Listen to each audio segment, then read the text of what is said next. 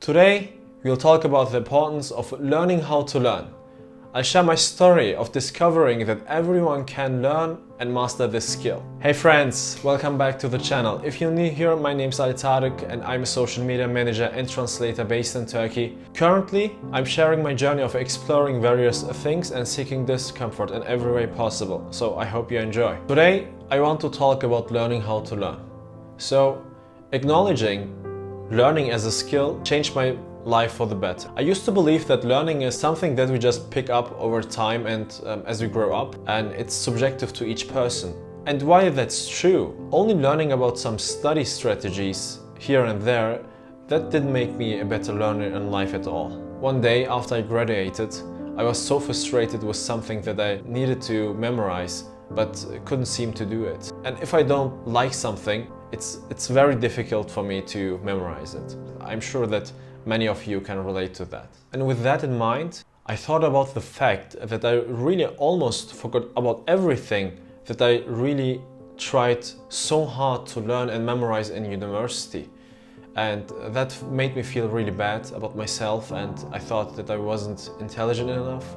And now looking back, I see that it really caused to deep scars over time with every learning obstacle I faced throughout my entire school life. Especially in that period after I graduated, I tried to find the problem in my learning, and I was searching for tips and tricks to learn better and to make me memorize better. But the format of shortcuts felt very superficial. So I never found the information I was seeking. I didn't just want to implement a few tools and then memorize something and then forget it after 5 minutes. I did that already, so I wanted something truly transformational because I was really sick of forgetting the things I was putting so much effort and time into.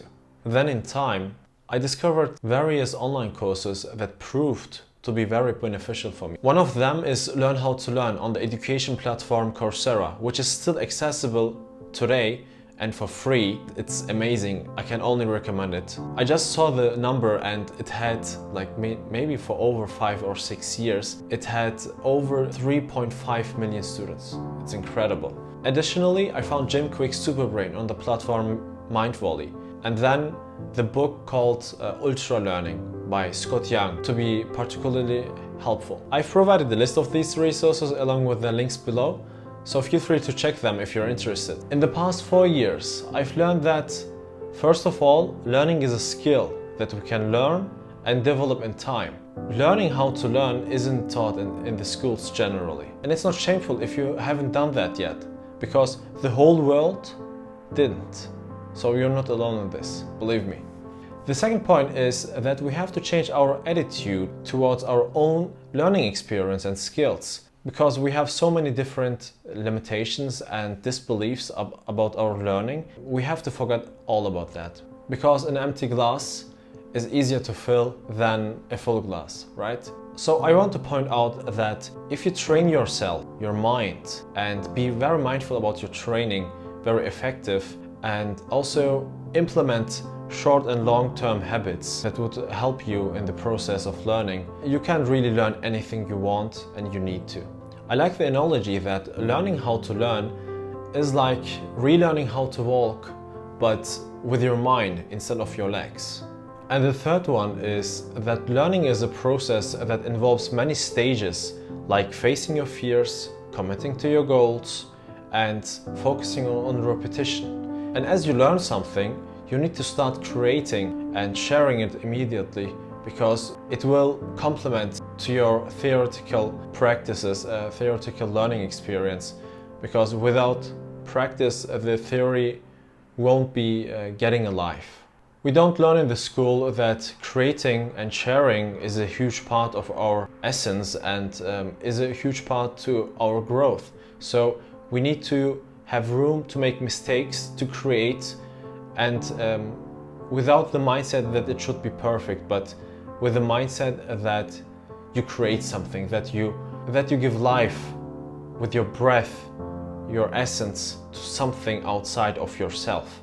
So with creating and with taking action and bringing something to life, you're not doing essentially something for someone else, but first of all, you're doing it because you need it to fulfill your soul. As you learn something, when you share and when you create, you'll see that you will get happier and happier. And also the learnings that you do will more stick and will in a long term be a part of your personality. That's very important, I think, to mention. To recap the third point, we need to pay attention to these different aspects and stages of our learning experience, of our learning journey, and also that we have a short-term memory and a long-term memory, and we need to make different adjustments for different situations. So you can't learn everything in the same way. We need to consider for every situation what we really need and to ask these questions to ourselves to make the learning experience more efficient and to not waste time. So let's keep that in mind. The fourth point is that focusing on my learning skills helped me to regain my confidence and kindness towards myself.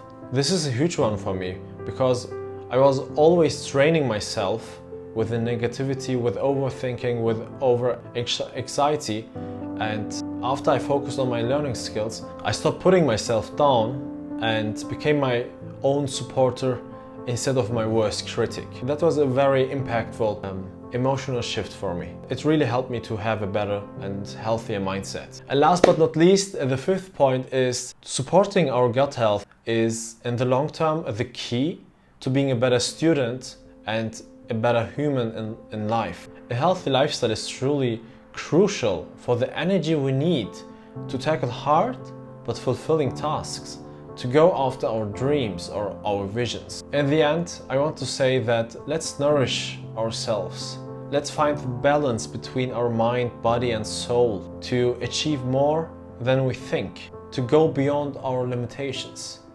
And let's believe in ourselves. The first stage is that we as persons and humans can align with ourselves, with the energy inside ourselves, but it's so hard to tap into it. I know it's hard because I'm struggling with it every day. When you love more, when you try to love better and more, when you try to improve your loving skills, when you try to be more mindful and to think better and to think more effective, when you really train yourself to think more mindfully. And then the third part of our spiritual powers Eric Fromm is mentioning, the third part is creating something. And when we create more, I really feel that something is opening up in myself. It's like Eric Fromm is referring like this, these are sources that the humans can never consume. It's never ending, and as you do it, as you practice it, it only expands.